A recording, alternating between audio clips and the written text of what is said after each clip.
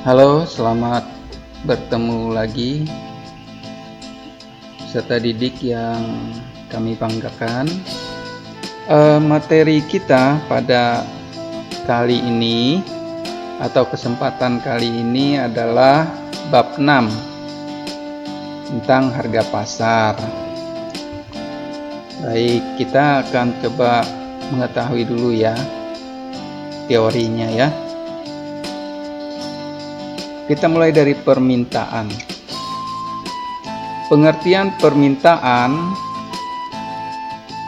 adalah keinginan yang disertai kemampuan untuk membeli barang dan jasa pada tingkat harga dan waktu tertentu. Nah, hal-hal yang berkaitan dengan konsep permintaan itu kuantitas, kemudian keinginan konsumen, kemudian kuantitas yang diminta dinyatakan dalam satuan waktu. Ya, kalau yang pertama tadi adalah kuantitas yang diminta merupakan kuantitas yang diinginkan. Kalau yang di bawahnya kuantitas yang diminta dinyatakan dalam satuan waktu. Kemudian hukum permintaan. Jika harga suatu barang dan jasa meningkat, maka permintaan akan menurun. Sebaliknya, apabila harga suatu barang dan jasa menurun, maka permintaan akan meningkat. Ceteris paribus ya. Ini bisa dilihat seperti dalam hukum seperti gambar ini ya, di sebuah timbangan permintaan dan harga. Jadi kalau kita melihat seperti ini, harganya cenderung lebih ringan dibandingkan permintaan. Ini karena barang tersebut murah ya, sehingga permintaannya banyak. Misalkan aja contohnya kita ambil gula ya, gula. Harga 1 kg gula itu bisa awalnya ya, kita ambil contoh 5.000. Maka permintaan akan banyak jika dalam kondisi sekarang ya. Permintaan terhadap gula akan banyak karena harganya murah. Nah, tetapi sebaliknya, jika harga gula itu 1 kilogramnya adalah 10.000, maka permintaan akan sedikit. Yang tadinya dengan harga 5.000 gula, dia bisa membeli 3 sampai 5 kilo. Jadi dia mengeluarkan uangnya kalau beli 5 kilo gula sekitar 25.000. Itu disebut dengan permintaannya banyak ya. Tetapi kalau harga gula tadi tiba-tiba naik 10.000. Nah, ketika dia membeli 5 kilo, maka dia harus mengeluarkan uang sebanyak 50.000. Itu ya. Jadi ada kenaikannya 1 kali lipat. Nah, karena dia merasa uangnya mungkin banyak yang dikeluarkan, sehingga dia hanya membeli sedikit. Nah, gambar timbangan ini bisa kemudian terbalik ya. Jadi harganya berat, permintaan sedikit. Jadi permintaannya jadi ringan, sedikit. Nah, kita lihat kembali kurva permintaan. Nah, seperti ini ya. Ini kalau yang vertikal kita anggap sebagai harga. Kemudian yang horizontal ini adalah kuantitas, jumlah barang. Kemudian ini tabelnya, kita masuk ke dalam tabel dulu ya. Nah, kita umpamakan tadi gula ya, A ini adalah gula. Harga per kilogramnya adalah 5.000. Nah, kuantitas yang diminta 10 kg, artinya cuma 10 kilo saja dia beli ya, karena harganya adalah 5.000. Ini kita berandai-andai ya, memang sekarang tidak ada gula yang harganya 5.000 ya, tapi kita cuma untuk mengilustrasikan saja. B, harga gula tadi turun menjadi 4.000, maka kuantitas yang diminta naik ya, ini jadi 20 kilo. Wah, karena murah jadi dia bisa beli 20 kilo. Begitu seterusnya ya. Nah, jika harga yang ditawarkan itu semakin kecil, maka jumlah atau kuantitas yang diminta itu kemungkinan akan lebih banyak ya, bertambah permintaan. Ini dari kurva permintaan. Jadi jika harga gula itu awalnya adalah 5.000, maka orang hanya membeli 10 kg saja. Tiba-tiba harga gula turun menjadi 4.000, maka kemungkinan besarnya orang akan membeli sebanyak 20 kilo ya. Kuantitas jumlahnya bertambah karena dipengaruhi oleh harga yang turun tadi. Nah, tiba-tiba lagi harganya turun jadi 3.000, kemungkinan akan bertambah lagi. Nah, bagaimana kalau seandainya harga gula naik? Maka permintaan pun akan sedikit ya.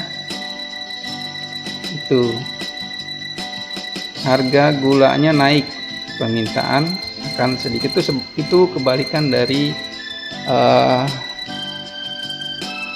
apabila harga yang ditawarkan itu lebih murah, maka permintaan kuantitas akan naik. Tetapi kalau harga yang ditawarkan itu lebih mahal, maka kuantitas atau jumlah barang yang diminta akan sedikit atau berkurang ya.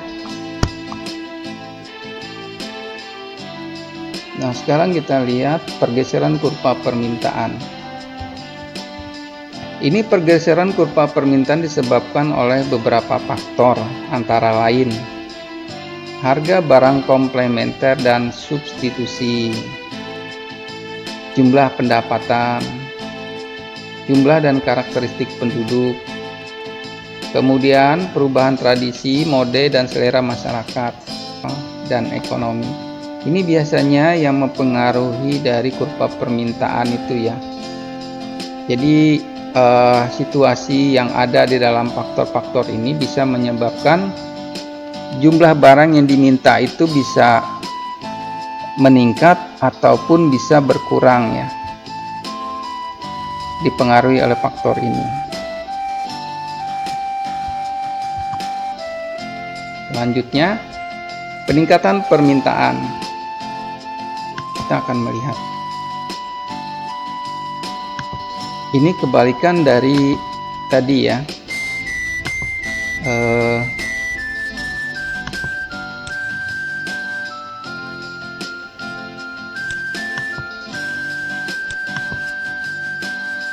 Nah, ini peningkatannya ya. Harga. Kita lihat dalam tabel harga seperti ini.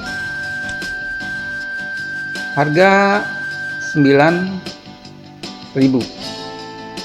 Taruhlah jenis barangnya barang A misalnya aja ya. A aja. Jumlah atau kuantitas awal yang diminta adalah 20. Kemudian meningkat menjadi 40. 80.000 awalnya 30 kilo meningkat jadi 50. Nah, dari jenis yang ditampilkan ini bisa disebabkan oleh faktor-faktor sebelumnya tadi ya. Faktor-faktor yang ini disebabkan oleh ini ya. harga barang, jumlah pendapatan, jumlah karakteristik, perubahan tradisi, perkiraan dan harapan masyarakat, hari raya keagamaan, dan kondisi ekonomi. Ini bisa menyebabkan pergeseran dari peningkatan permintaannya. Misalkan aja pada hari-hari raya tertentu, jumlah peningkatan terhadap suatu barang itu kadang bisa meningkat yang lebih banyak. Sehingga karena banyaknya permintaan, maka tanpa disadari oleh para konsumen, harga dari barang-barang tersebut bisa naik. Salah satu cara yang paling lazim dicari oleh para pedagang pada saat-saat hari raya ya, atau hari-hari tertentu yang dimana tingkat jumlah pembeli itu lebih banyak dibandingkan hari-hari sebelumnya, sehingga momen-momen tersebut mereka gunakan untuk meningkatkan atau menaikkan harga dari barang yang dijualnya untuk memperoleh keuntungan yang lebih banyak. Penurunan permintaan, kita akan lihat. Nah, ini juga bisa dipengaruhi oleh faktor-faktor sebelumnya tadi ya, penurunan ini. Salah satu contoh yang paling sederhana adalah ketika pendapatan seseorang itu berkurang. Ketika pendapatan berkurang, maka akan memungkinkan penurunan permintaan terhadap barang. Misalkan aja kita tadi memperoleh upah ya harian, awalnya adalah 100.000 satu hari. Karena situasi seperti ini, masa-masa pandemi COVID seperti ini ya, pendapatan jadi berkurang. Yang tadinya 100.000 bisa dicapai dalam satu hari. Misalkan kita sebagai buruh tiba-tiba sekarang cuma dapat 50.000. Nah, uang yang kita dapat 100.000 tadi bisa membeli 9 macam bahan makanan misalkan. Karena kita hanya mendapat uang separohnya, maka kita juga membeli bahan mendapatkan lebih sedikit macam bahan makanan. Itu yang menyebabkan penurunan permintaan, faktor-faktor sebelumnya tadi ya, yang bisa kita kita rasakan. Apalagi dengan situasi seperti ini, di mana tingkat pendapatan itu berkurang disebabkan oleh situasi COVID ya. Pendapatan berkurang, kadang-kadang juga pekerjaan bisa hilang. Itu yang bisa menyebabkan penurunan terhadap permintaan barang itu menjadi berkurang. Kemudian penawaran. Pengertian penawaran adalah kuantitas barang dan jasa yang tersedia dan dapat ditawarkan oleh produsen kepada konsumen pada setiap tingkat harga selama periode tertentu ya. Peserta didik yang Bapak banggakan, sampai di sini dulu materi untuk hari ini. Nanti kita akan lanjutkan kembali pada materi yang sama dengan penjelasan tentang penawaran. Terima kasih atas perhatian kalian semua.